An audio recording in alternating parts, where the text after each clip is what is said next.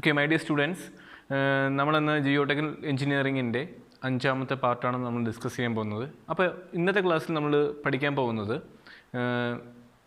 Consistency ലിമിറ്റുകൾ ഏതൊക്കെയാണെന്നാണ് നമ്മളിന്ന് പഠിക്കാൻ പോകുന്നത്. അപ്പോൾ അറ്റർബർഗ് ലിമിറ്റ്സുകളാണ് കുറിച്ചിട്ടുള്ള ഒരു സ്റ്റഡിയാണ് നമ്മൾ ഇന്നത്തെ ക്ലാസ് കൊണ്ട് ഉദ്ദേശിക്കുന്നത്. അപ്പോൾ 3 ടൈപ്പ് ഓഫ് അറ്റർബർഗ് ലിമിറ്റ്സുകളുണ്ട്: liquid limit, plastic limit, shrinkage limit. അപ്പോൾ ഈ 3 ലിമിറ്റുകളും അതെങ്ങനെയാണ് നമ്മൾ എക്സ്പെരിമെൻ്റായിട്ട് ചെയ്യുക, അപ്പോൾ അതിൻ്റെ പ്രൊസീജിയർ എങ്ങനെയാണ് വരിക, അതെല്ലാമാണ് നമ്മളിന്ന് നോക്കാൻ പോകുന്നത്. അപ്പോൾ നമുക്ക് ഡയറക്റ്റ്ലി നമ്മൾ എന്ത് ചെയ്യാം, നമുക്ക് ഇന്നത്തെ ക്ലാസ്സിലേക്ക് കിടക്കാം. ഓക്കെ, നമ്മുടെ ജിയോടെക്കൽ എഞ്ചിനീയറിങ്ങിൻ്റെ പാർട്ട് 5 നമ്മൾ ഡിസ്കസ് ചെയ്യാൻ പോകുന്നത് കൺസിസ്റ്റൻസി ഓഫ് സോയിലാണ്. അപ്പോൾ കൺസിസ്റ്റൻസി ഓഫ് സോയിൽ എന്ന് പറയുന്നത് ഡിഗ്രി ഓഫ് ഫേംനെസ് ഓഫ് സോയിലാണ് കൺസിസ്റ്റൻസി എന്ന് പറയുന്നത്. അപ്പോൾ നമ്മൾ കൺസിസ്റ്റൻസി കണ്ടുപിടിക്കുന്നത് ഫൈൻ ഗ്രെയിൻ ആയിട്ടുള്ള സോയിൽസിനാണ്, എസ്പെഷ്യലി ഫോർ ക്ലേ സോയിൽസ് ആയിരിക്കും. അപ്പോൾ ഈ ക്ലേ സോയിൽസിൻ്റെ വെറ്റ് കണ്ടീഷനിൽ, അതുപോലെ തന്നെ മോയ്സ്റ്റ് കണ്ടീഷനിലും ഡ്രൈ കണ്ടീഷനിലും നമ്മൾ കൺസിസ്റ്റൻസി എന്ത് ചെയ്യാറുണ്ട്, ചെക്ക് ചെയ്യാറുണ്ട്. അതേപോലെ തന്നെ കൺസിസ്റ്റൻസി എന്ന് പറയുന്നത് റെസിസ്റ്റൻസ് ടു ഡീഫോർമേഷൻ ആൻഡ് റപ്ചറാണ്. പക്ഷേ അതതിൻ്റെ വാട്ടർ കണ്ടൻറ്റിൻ്റെ എമൗണ്ട് അനുസരിച്ച് എന്താവും, ചേഞ്ച് ചെയ്യും. അപ്പോൾ അതിൻ്റെ ഫിസിക്കൽ പ്രോപ്പർട്ടീസ് എല്ലാം തന്നെ അതിൻ്റെ വാട്ടർ കണ്ടൻറ്റ് ചേഞ്ച് ചെയ്യുന്നതനുസരിച്ച് എന്താവും, ചേഞ്ച് ആവും. ഓക്കെ, നമ്മളുടെ ഫൈൻ ഗ്രെയിൻ ആയിട്ടുള്ള സോയിൽസിൽ വാട്ടർ ആഡ് ചെയ്യുന്ന സമയത്ത് ഈ പറയുന്ന 4 ഏതെങ്കിലും ഒരു സ്റ്റേറ്റിലായിരിക്കും എന്തുണ്ടാവുക, നമ്മളുടെ സോയിൽ ഉണ്ടാവുക. ഒന്നുമില്ലെങ്കിൽ ലിക്വിഡ് സ്റ്റേറ്റിലായിരിക്കും, അല്ലെങ്കിൽ പ്ലാസ്റ്റിക് സ്റ്റേറ്റിലായിരിക്കും, അല്ലെങ്കിൽ സെമി സോളിഡ് സ്റ്റേറ്റിലായിരിക്കും, അല്ലെങ്കിൽ സോളിഡ് സ്റ്റേറ്റിലായിരിക്കും. അപ്പോൾ ഈ 4 സ്റ്റേറ്റുകളിൽ നിന്ന് ഓരോ സ്റ്റേറ്റിൽ നിന്നും മാറുന്ന സമയത്ത്, ഇപ്പോൾ സോയിൽ ലിക്വിഡ് സ്റ്റേറ്റിൽ നിന്ന് പ്ലാസ്റ്റിക് സ്റ്റേറ്റിലേക്ക് മാറുന്ന സമയത്താണ് നമുക്ക് ഓരോ ലിമിറ്റുകൾ അവിടെ വരുന്നത്. ഓക്കെ, അപ്പോൾ ഇത് കണ്ടുപിടിച്ചത് സ്വീഡിഷ് അഗ്രികൾച്ചർ ആയിട്ടുള്ള ആൽബർട്ട് അറ്റർബർഗ് ആണ്. അപ്പോൾ ഈ ലിമിറ്റ്സ് നമ്മൾ അറ്റർബർഗ് ലിമിറ്റ്സും കൂടി പറയാറുണ്ട്. ഇനി നോക്കാൻ പോകുന്നത് ലിക്വിഡ് ലിമിറ്റാണ്. അപ്പോൾ ലിക്വിഡ് ലിമിറ്റിൻ്റെ ഡെഫിനിഷൻ എന്ന് പറയുന്നത് the water content at which the soil changes from liquid state to plastic state. അപ്പോൾ അത് പറയുന്ന സമയത്ത് ഇപ്പോൾ നമ്മളൊരു സ്മോൾ എമൗണ്ട് ഓഫ് സോയിൽ എടുക്കുക, ആ സോയിലിൽ large amount of water add ചെയ്യുന്ന സമയത്ത് ആ സോയിലിന് ഒരു ഫ്ലോ പ്രോപ്പർട്ടി ഉണ്ടാവും. നമ്മൾ വാട്ടർ ഫ്ലോ എങ്ങനെയാണ് ചെയ്യുക, അതേപോലെ തന്നെ ആ സോയിലും എന്താവും, ഫ്ലോ ചെയ്യും. അതിൻ്റെ വാട്ടർ കണ്ടന്റ് നമ്മൾ കുറയ്ക്കുന്ന സമയത്ത് അതിനെന്ത് സംഭവിക്കും, ഫ്ലോ പ്രോപ്പർട്ടി നഷ്ടപ്പെടുകയും ചെയ്യും. അതേപോലെ തന്നെ നമുക്ക് എന്ത് ചെയ്യാൻ പറ്റും, അത് ഷിയർ സ്ട്രെങ്ത് ക്യാരി ചെയ്യാൻ തുടങ്ങും. ആ ഒരു പോയിൻ്റാണ് ആ ഒരു സോയിലിൻ്റെ ലിക്വിഡ് ലിമിറ്റ് എന്ന് പറയുന്നത്. ഓക്കെ, രണ്ടാമത് പറയുന്നത് പ്ലാസ്റ്റിക് ലിമിറ്റാണ്. അപ്പോൾ പ്ലാസ്റ്റിക് ലിമിറ്റ് എന്ന് പറയുന്നത് the water content at which the soil changes from plastic state to semi solid state. ഇപ്പോൾ പ്ലാസ്റ്റിക് സ്റ്റേജ് എന്ന് പറയുന്നത് ഇപ്പോൾ നമ്മൾ ഏതെങ്കിലും ഒരു ഷേപ്പിലേക്ക് ക്ലേനൊക്കെ നമുക്ക് എന്ത് ചെയ്യാൻ പറ്റും, ഓരോ മോഡലായിട്ട് ചെയ്യാൻ പറ്റും. അപ്പോൾ ഈ മോഡൽ ചെയ്യുന്ന സമയത്ത് അത് ഒരിക്കലും തന്നെ ക്രാക്ക് ആവാത്തത്, ബ്രിട്ടിലാവാതെ നമുക്ക് എന്ത് ചെയ്യണം, നമ്മൾ ഉദ്ദേശിക്കുന്ന സ്റ്റേറ്റിലേക്ക് എന്ത് ചെയ്യണം, അത് മാറ്റണം. അപ്പോൾ അല്ലെങ്കിൽ ഷേപ്പിലേക്ക് മാറ്റണം. ആ ഒരു സ്റ്റേറ്റാണ് പ്ലാസ്റ്റിക് സ്റ്റേറ്റ് എന്ന് പറയുന്നത്. ലിക്വിഡ് സ്റ്റേറ്റിൽ നിന്ന് സെമി സോളിഡ് സ്റ്റേറ്റ് വരെ നമ്മുടെ സോയിൽ എന്ന് പറയുന്നത്, ഫൈൻ ഗ്രെയിൻ ആയിട്ടുള്ള സോയിൽ എന്ന് പറയുന്നത് ഫുള്ളി സാച്ചുറേറ്റഡ് ആയിരിക്കും. ഓക്കെ, നമ്മൾ അടുത്ത് ഡിസ്കസ് ചെയ്യാൻ പോകുന്നത് ഷ്രിങ്കേജ് ലിമിറ്റ് ആണ്. അപ്പോൾ ഷ്രിങ്കേജ് ലിമിറ്റ് എന്ന് പറയുന്നത് the water content at which the soil changes from semi solid state to solid state.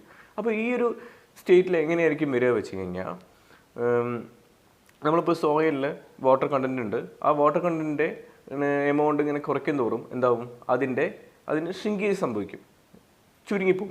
അപ്പോൾ ഒരു പോയിന്റ് എത്തുന്ന സമയത്ത് നമ്മൾ വാട്ടർ കണ്ടന്റ് നമ്മൾ റെഡ്യൂസ് ചെയ്താൽ തന്നെ അതിൻ്റെ വോളിയത്തിൽ എന്ത് വരില്ല, ചേഞ്ച് വരില്ല.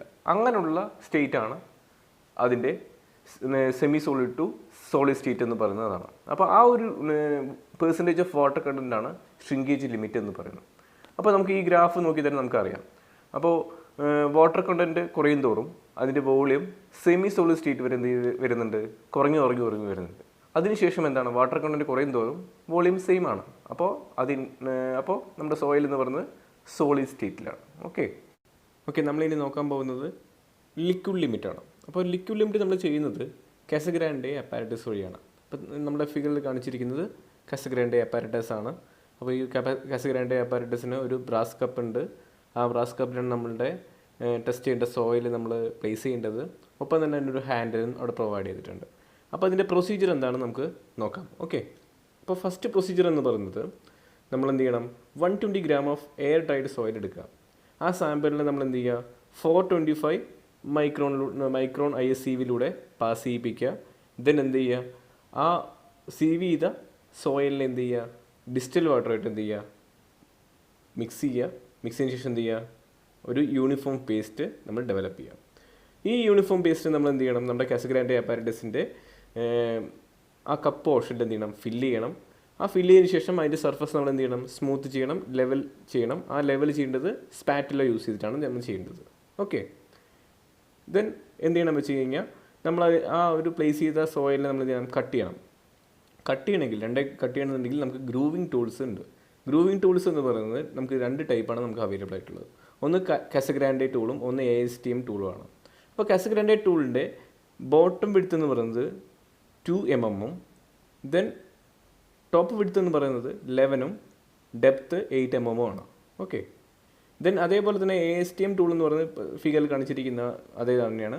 അപ്പോൾ ASTM ടൂളിൻ്റെയും ബോട്ടം വിഡ്ത്ത് എന്ന് പറയുന്നത് 2 mm അതിൻ്റെ ഹൈറ്റ് എന്ന് പറയുന്നത് 10 mm ദെൻ അതിൻ്റെ ടോപ്പ് വിഡ്ത്ത് എന്ന് പറയുന്നത് 13.6 അപ്പോൾ നമ്മൾ ഫൈൻ ഗ്രെയിൻ ആയിട്ടുള്ള സോയിൽസിന് നമ്മൾ യൂസ് ചെയ്യുന്നത് കാസഗ്രാൻഡെ ടൂളാണ്. അപ്പോൾ ആ ടൂൾ വെച്ച് നമ്മൾ എന്ത് ചെയ്യുക നമ്മളുടെ ആ ഒരു സോയിൽ സാമ്പിളിനെ ആ ഫിഗറിൽ കാണിച്ചിരിക്കുന്ന പോലെ തന്നെ എന്ത് ചെയ്യുക 2 ആയിട്ട് എന്ത് ചെയ്യുക ഗ്രൂവ് ചെയ്യുക. എന്നിട്ട് നമ്മുടെ ഹാൻഡിൽ നമ്മൾ എന്ത് ചെയ്യുക 2 revolution per second എന്ത് ചെയ്യുക റൊട്ടേറ്റ് ചെയ്യുക.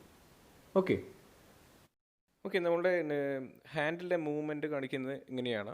അപ്പം ഇങ്ങനെ മൂവ് ചെയ്ത് വരുന്ന സമയത്ത് നമ്മൾ കട്ട് ചെയ്ത പോർഷൻ എന്താവും അത് ഗ്രാജുവലി ജോയിൻ ആവും. ജോയിൻ ആവുന്നത് എപ്പോഴും എങ്ങനെയായിരിക്കണം യൂണിഫോം ആയിട്ട് വേണം ജോയിൻ ആവാൻ. അത് നീങ്ങി വരണം. അത് 12 mm ആണ് വരേണ്ടത്. പിന്നെ അതൊരിക്കലും തന്നെ സ്ലിപ്പറി ആയിട്ട് വരരുത്. ഗ്രാജുവലി ഇങ്ങനെ ജോയിൻ ചെയ്ത് വരണം, സ്ലിപ്പറി ആവരുത്. ഓക്കെ, റൊട്ടേറ്റ് എല്ലാം തന്നെ ചെയ്ത് കഴിഞ്ഞു. അപ്പോൾ ആ സോയിൽ എങ്ങനെയാണ് നമുക്ക് ഒന്ന് ചേരുന്നത് നമ്മളുകൂടി ആ വീഡിയോയിൽ കണ്ടു. ആ വീഡിയോ കണ്ടതിന് ശേഷം നമ്മൾ എന്ത് ചെയ്യണം വെച്ച് കഴിഞ്ഞാൽ ആ 12 mm വിഡ്ത്തിലൂടെ ജോയിൻ ആവാൻ വേണ്ടി എടുത്ത നമ്പർ ഓഫ് ബ്ലോസ് എത്രയാണ് നമുക്ക് എന്ത് ചെയ്യണം നോട്ട് ചെയ്യണം. ആ നമ്പർ ഓഫ് ബ്ലോസ് നോട്ട് ചെയ്ത് കഴിഞ്ഞ് കഴിഞ്ഞാൽ നമ്മൾ എന്ത് ചെയ്യണം ആ ഒരു കുറച്ച് പോർഷൻ 10 gram ഓഫ് സോയിൽ എടുത്തിട്ട് എന്ത് ചെയ്യണം വാട്ടർ കണ്ടന്റ് ഡിറ്റർമിനേഷന് വേണ്ടി നമ്മൾ എന്ത് ചെയ്യണം വെക്കണം. നമ്മളിവിടെ വാട്ടർ കണ്ടന്റ് ഡിറ്റർമിനേഷന് വേണ്ടി കുറച്ച് മെത്തേഡുകൾ നമുക്ക് അവൈലബിൾ ആണ്. നമ്മളിവിടെ ഓവൻ ഡ്രൈ മെത്തേഡ് യൂസ് ചെയ്ത് എന്ത് ചെയ്യുന്നു വാട്ടർ കണ്ടന്റ് ഡിറ്റർമിനേഷൻ ചെയ്യുന്നു. ദെൻ നമുക്ക് ലിക്വിഡ് ലിമിറ്റ് കണ്ടുപിടിക്കാൻ എന്താ വെച്ച് കഴിഞ്ഞാൽ 25 നമ്പർ ഓഫ് ബ്ലോസിന് കറസ്പോണ്ടിങ് ആണ് നമ്മളുടെ ലിക്വിഡ് ലിമിറ്റ് എന്ന് പറയുന്നത്. അപ്പോൾ നമുക്ക് കറക്റ്റായിട്ട് 25 ബ്ലോസ് കിട്ടില്ല. അപ്പോൾ നമ്മളെന്താ ചെയ്യേണ്ടത് വെച്ച് കഴിഞ്ഞാൽ ഒരു വാട്ടർ കണ്ടന്റ് ഡിഫറെൻ്റ് ആയിട്ടുള്ള കുറച്ച് സാമ്പിൾസ് നമ്മൾ എന്ത് ചെയ്യണം ക്രിയേറ്റ് ചെയ്തിട്ട് എന്ത് ചെയ്യണം അതിന് കറസ്പോണ്ടിങ് ആയിട്ടുള്ള ഇപ്പോൾ 10 to 40 നമ്പർ ഓഫ് ബ്ലോസ് വരെ എന്ത് ചെയ്യണം ആ വാട്ടർ കണ്ടൻറ്റിൻ്റെ കണ്ടുപിടിക്കുന്നു. ആ കണ്ടുപിടിച്ചതിന് ശേഷം നമ്മൾ എന്ത് ചെയ്യണം അതിനെ ഒരു സെമി ലോ ഗ്രാഫിൽ എന്ത് ചെയ്യണം പ്ലോട്ട് ചെയ്യണം. അപ്പോൾ സെമി ലോ ഗ്രാഫിൽ പ്ലോട്ട് ചെയ്യുന്ന സമയത്ത് എക്സ് ആക്സിസിൽ നമ്പർ ഓഫ് ബ്ലോസും വൈ ആക്സിസിൽ വാട്ടർ കണ്ടൻറ്റുമാണ്. അപ്പോൾ ഇങ്ങനെ വരയ്ക്കുന്ന നമ്മൾ ഗ്രാഫിന് നമ്മൾ ഫ്ലോ കർവ് എന്നാണെന്ന് പറയാം. ഓക്കെ, നമ്മൾ ആ ഗ്രാഫ് വരച്ചതിന് ശേഷം 25 ബ്ലോസിന് കറസ്പോണ്ടിങ് ആയിട്ടുള്ള വാട്ടർ കണ്ടൻറ്റ് എത്രയാണ് നമ്മൾ എന്ത് ചെയ്യണം കണ്ടുപിടിക്കണം. അപ്പോൾ ഇങ്ങനെ നമ്മൾ ലിക്വിഡ് ലിമിറ്റ് എത്ര പെർസെൻറ്റേജാണ് വാട്ടർ കണ്ടൻറ്റ് എത്ര പെർസെൻറ്റേജാണ് നമുക്ക് ഈ രീതിയിൽ കണ്ടുപിടിക്കാൻ പറ്റും. ഓക്കെ, നമ്മളിനി ഡിസ്കസ് ചെയ്യാൻ പോകുന്നത് പ്ലാസ്റ്റിക് ലിമിറ്റാണ്. The water content at which the soil changes from plastic state to semi solid state. അപ്പോൾ പ്ലാസ്റ്റിക് സ്റ്റേറ്റിൽ നിന്ന് സെമി സോളിഡ് സ്റ്റേറ്റിലേക്ക് മാറുന്ന ആ ഒരു വാട്ടർ കണ്ടൻറ്റ് നമ്മൾ എന്താ പറയുക പ്ലാസ്റ്റിക് ലിമിറ്റ് എന്ന് പറയുക. അപ്പോൾ ഈ പ്ലാസ്റ്റിക് ലിമിറ്റിലുള്ള സോയിലിനെ നമുക്ക് മോൾഡ് ചെയ്ത് ഡിഫറെൻറ്റ് ഷേപ്പിലേക്ക് എന്ത് ചെയ്യാൻ പറ്റും കൺവേർട്ട് ചെയ്യാൻ പറ്റും. അപ്പോൾ ആ ഇപ്പോൾ ലിക്വിഡ് സ്റ്റേറ്റിലുള്ള ആ ഒരു ഫ്ലോ ഇൻഡെക്സ് പ്രോപ്പർട്ടിയിലുള്ള ഒരു സോയിലിനെ നമ്മൾ ഡ്രൈ ചെയ്ത് പ്ലാസ്റ്റിക് സ്റ്റേറ്റിലേക്ക് മാറ്റി അത് വീണ്ടും ഡ്രൈ ചെയ്യുന്ന സമയത്ത് സെമി സോളിഡ് സ്റ്റേറ്റിലേക്ക് മാറ്റിയിട്ട് നമുക്ക് എന്ത് ചെയ്യാൻ പറ്റും മോൾഡ് ചെയ്ത് ഡിഫറെൻറ്റ് ഷേപ്പിലേക്ക് കൺവേർട്ട് ചെയ്യാൻ പറ്റും. അതാണ് പ്ലാസ്റ്റിക് ലിമിറ്റിൻ്റെ പ്രത്യേകത എന്ന് പറയുന്നത്. അപ്പോൾ ഈ പ്ലാസ്റ്റിക് ലിമിറ്റ് എന്ന് പറയുന്നത് നമ്മുടെ ഫൈൻ ഗ്രെയിൻ ആയിട്ടുള്ള സോയിൽസിൻ്റെ മെയിൻലി അതിൽ ക്ലേ ആയിരിക്കും ഉണ്ടാവുക. അതിൻ്റെ ഒരു ഇൻഡെക്സ് മെയിൻ ആയിട്ടുള്ള ഒരു ഇൻഡെക്സ് പ്രോപ്പർട്ടിയാണ് പ്ലാസ്റ്റിക് ലിമിറ്റ് എന്ന് പറയുന്നത്. ഓക്കെ, പിന്നെ നമ്മൾ പ്ലാസ്റ്റിക് ലിമിറ്റിൽ എന്താ ചെയ്യേണ്ടത് പറഞ്ഞു കഴിഞ്ഞാൽ നമുക്കിപ്പോൾ ക്ലേയിൻ്റെ തൊട്ട് മേലെ തന്നെ എന്തായിരിക്കും നെഗറ്റീവ് ചാർജുള്ള പാർട്ടിക്കിൾസ് ഉണ്ടാവും. അപ്പോൾ അതിൽ ഡൈപോളർ ആയിട്ടുള്ള വാട്ടർ ആഡ് ചെയ്യുന്ന സമയത്ത് എന്താവും അതിലൊരു അഡ്സോർപ്ഷൻ ആയിരിക്കും ഉണ്ടാവും, സർഫസ് ഫിനോമിന ആയിട്ട് നിൽക്കും. അപ്പോൾ നമ്മൾ ഒരു ഫോഴ്സ് അപ്ലൈ ചെയ്യുകയാണെങ്കിൽ ആ ഫോഴ്സ് എന്ത് ചെയ്യും, ആ ഫോഴ്സിൽ അതെന്ത് ചെയ്യും, അതിന് ഷേപ്പിൽ ചേഞ്ചസ് ഉണ്ടാവും. പക്ഷേ ഫോഴ്സ് നമ്മൾ റിമൂവ് ചെയ്ത് കഴിഞ്ഞാൽ അതെന്തായിരിക്കും, ആ ഒരു ഷേപ്പ് തന്നെ ആയിരിക്കും. റിവേഴ്സിബിൾ ആയിട്ടുള്ള ഒരു പ്ലാസ്റ്റിക് ഡീഫോർമേഷൻ ആയിരിക്കും അവിടെ എന്ത് ചെയ്യുക, സംഭവിക്കുക.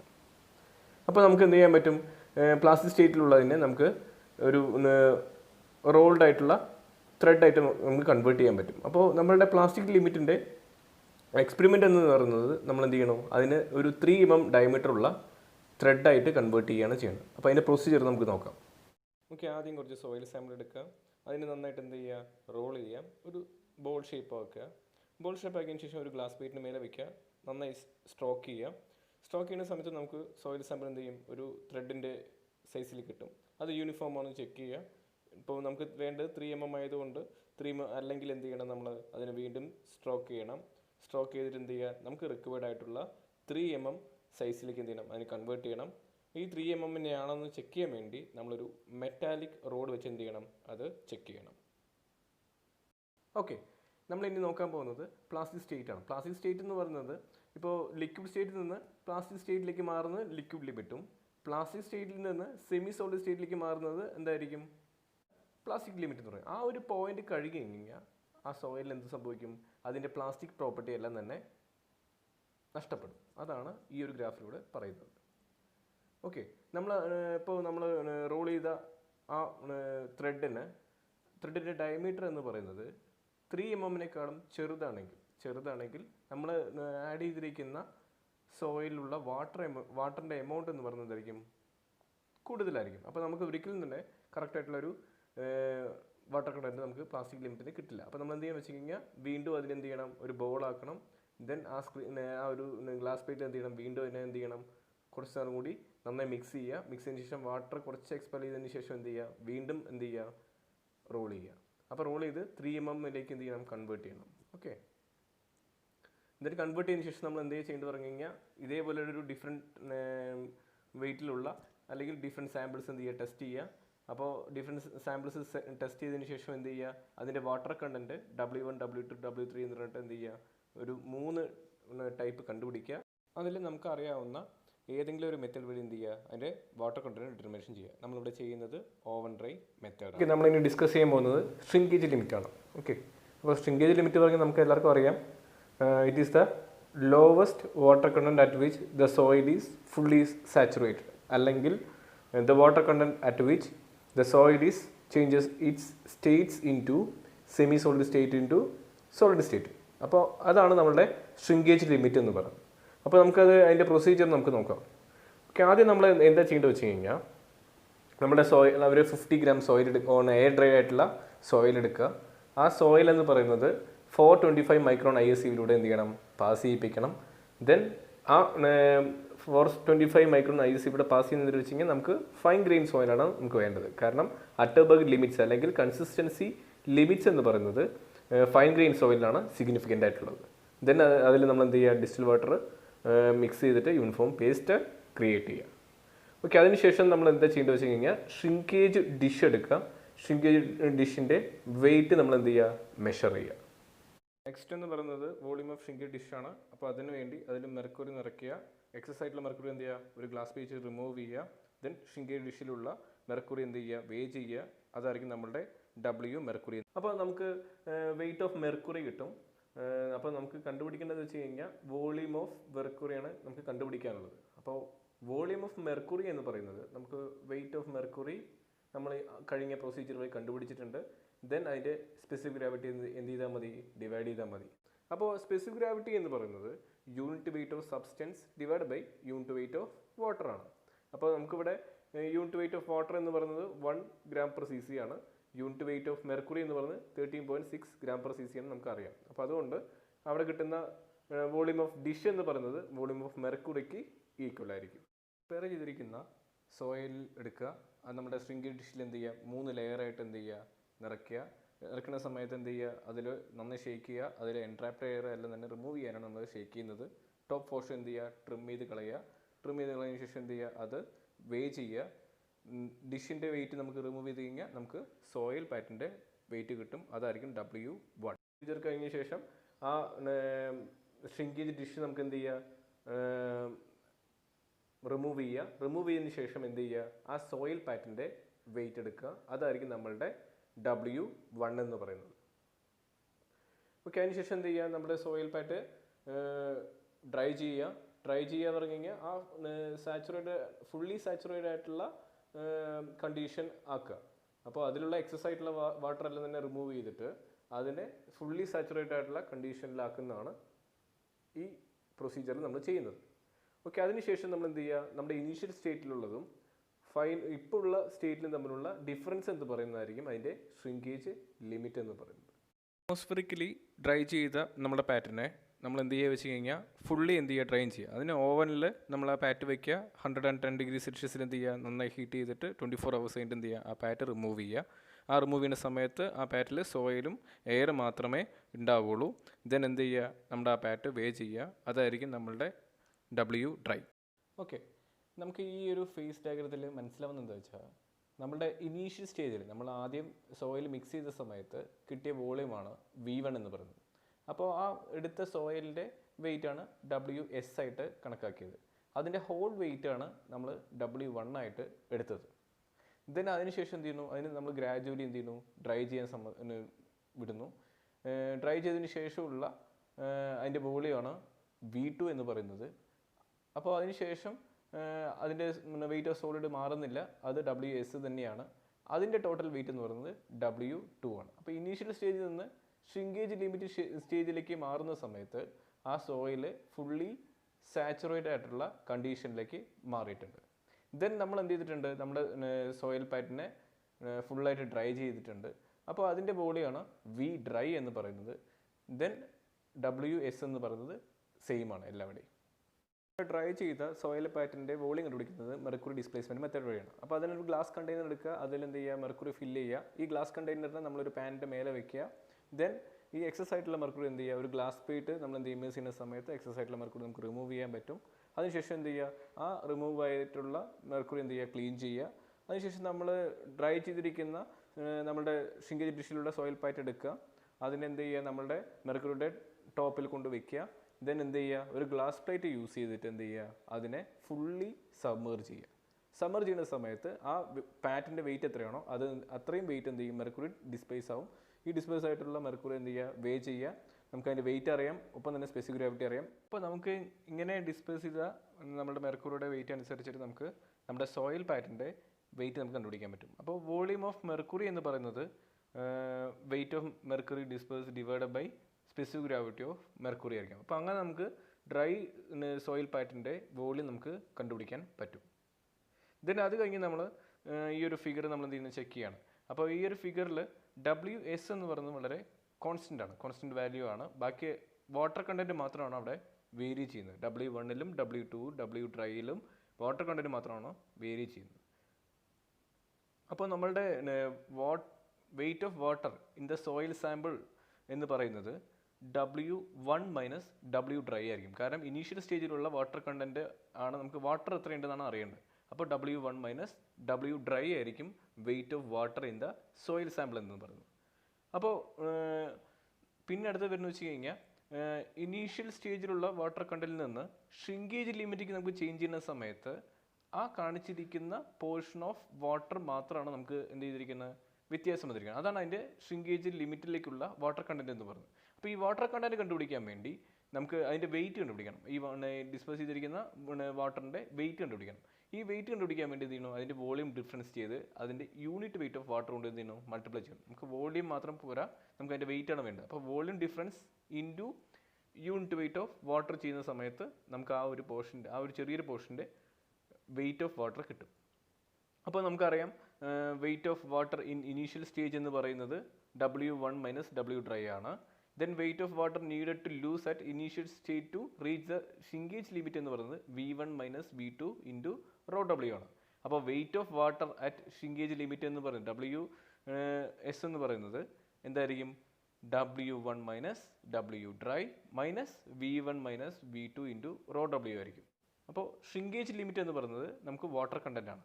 അപ്പോൾ വാട്ടർ കണ്ടൻറ്റ് എന്ന് പറയുമ്പോൾ നമ്മളിപ്പോൾ weight of water divided by weight of solids ആണ്. അപ്പോൾ വെയിറ്റ് ഓഫ് വാട്ടർ ആണ് നമ്മൾ കഴിഞ്ഞ ഇക്വേഷനിൽ നമ്മൾ എന്ത് കണ്ടുപിടിക്കുന്നത്. അപ്പോൾ വെയിറ്റ് ഓഫ് സോളിഡ് എന്ന് പറയുന്നത് എന്തായിരിക്കും, ഡബ്ല്യു ഡ്രൈ ആയിരിക്കും. അപ്പോൾ water content is equal to W1 minus W dry minus V1 minus V2 into rho W divide by W dry എന്ന് കിട്ടും.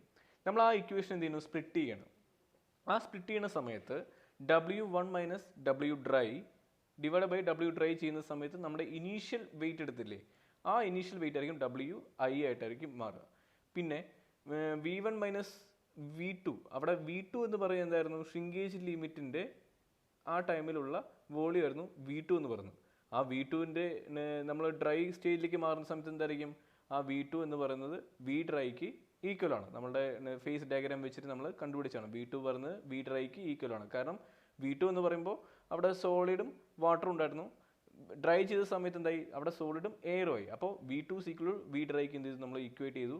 അപ്പോൾ V1 minus VD into rho W divide by W dry എന്ന് കിട്ടും. ആ equation വെച്ച് നമുക്ക് എന്ത് ചെയ്യാൻ പറ്റും, നമ്മളുടെ സോയിലിൻ്റെ ഷ്രിങ്കേജ് ലിമിറ്റ് നമുക്ക് കണ്ടുപിടിക്കാൻ പറ്റും.